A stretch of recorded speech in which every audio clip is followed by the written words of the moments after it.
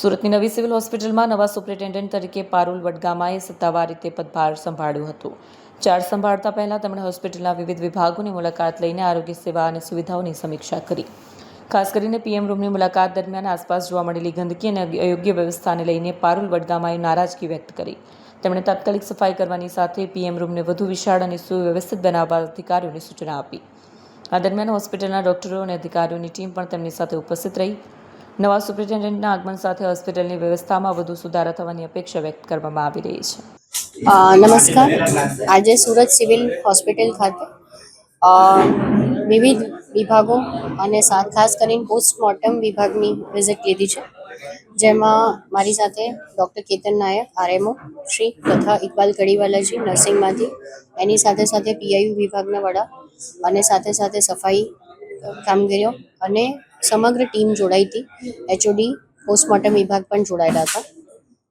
ખાસ કરીને ખુશીની વાત એ છે કે આપણા ગુજરાત સરકાર દ્વારા માન્ય હેલ્થ મિનિસ્ટર જે આપણા છે પ્રફુલભાઈ પાનસેરિયા સાહેબ દ્વારા ઓલરેડી 3 કરોડના ખર્ચે એક નવું પોસ્ટમોર્ટમ રૂમ આપણને મળવાનું છે, જેમાં 6 થી 8 મહિના જેવું થઈ શકે, પણ ત્યાં સુધી જે જૂનું પોસ્ટમોર્ટમ રૂમ છે એને ખાસું ઇમ્પ્રુવમેન્ટ કરવાના સજેશન્સ પહેલાં પણ અપાયેલા હતા।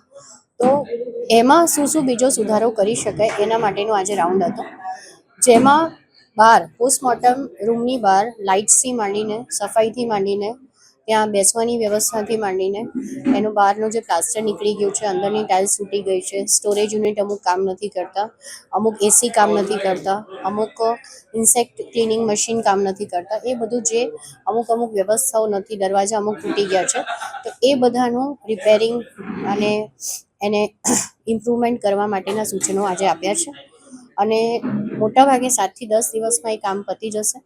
એનું ફોલોઅપ કરવા માટેની બી ટીમ બનાવી દીધી છે અને અમે એવું ઈચ્છીએ છીએ કે પોસ્ટમોર્ટમ જલ્દીથી જલ્દી થાય, પોલીસ ઇન્ક્વેસ્ટ આવે એટલે પોલીસના કાગળ આવે તેના પછી જે ડૉક્ટરના હાથમાં પોસ્ટમોર્ટમ છે એમાં ડિલે નહીં થાય, એવું આજે વિભાગને બી સૂચના આપવામાં આવી છે અને બધાએ સાથે મળીને રાઉન્ડ લીધો છે અને ઓવરઓલ 1 by 1 દરેક ડિપાર્ટમેન્ટની આ રીતે અઠવાડિયામાં 2-3 દિવસ વિઝિટ કરશું, જેથી કરીને 1 by 1 દરેક ક્ષેત્રમાં ઇમ્પ્રુવમેન્ટ લાવવાની કોશિશ આપણે કરીશું।